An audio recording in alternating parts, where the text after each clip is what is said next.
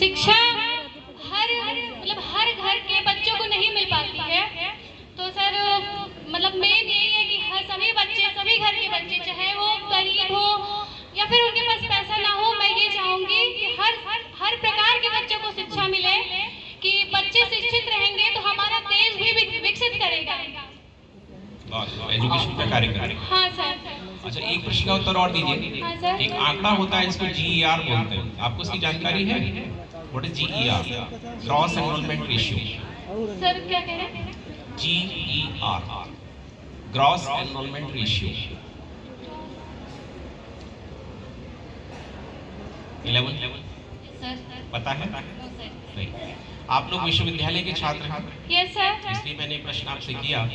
जब भारत आजाद हुआ था तो देश का हमारा ये आंकड़ा मात्र 18% था।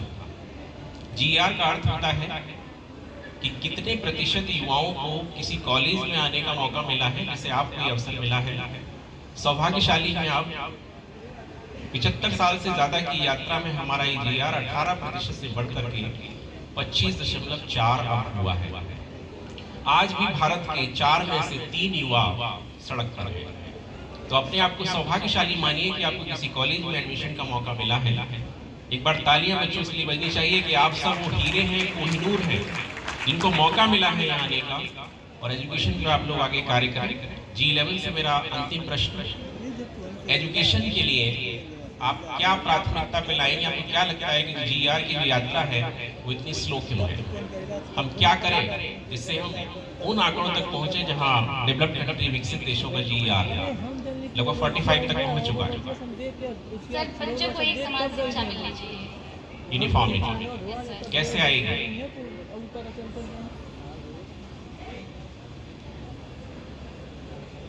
चलिए कोई बात नहीं, बहुत अच्छा सभी का प्रदर्शन रहा।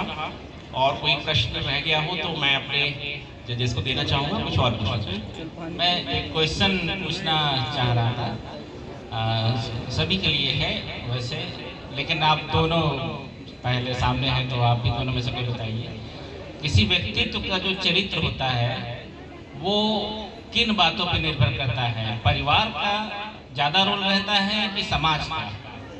परिवार का।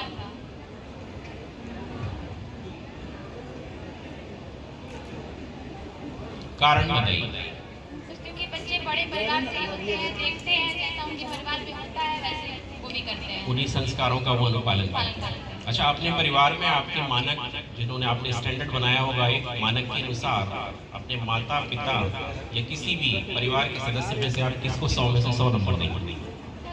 मम्मी को। वेरी वेरी, एक बार माँ के लिए तालियां। सर मैं भी बोलना चाहती हूँ। सर मैं अपने मम्मी और पापा दोनों और दादी, मेरे परिवार में 3 लोग हैं। मैं तीनों जन से बहुत ही अच्छी संस्कार और भी बहुत चीजें सीखने को मिलती है। तो मैं अपने बड़े बुजुर्ग जो 3 हैं, मैं सबको 100 में 100 देना चाहूंगी।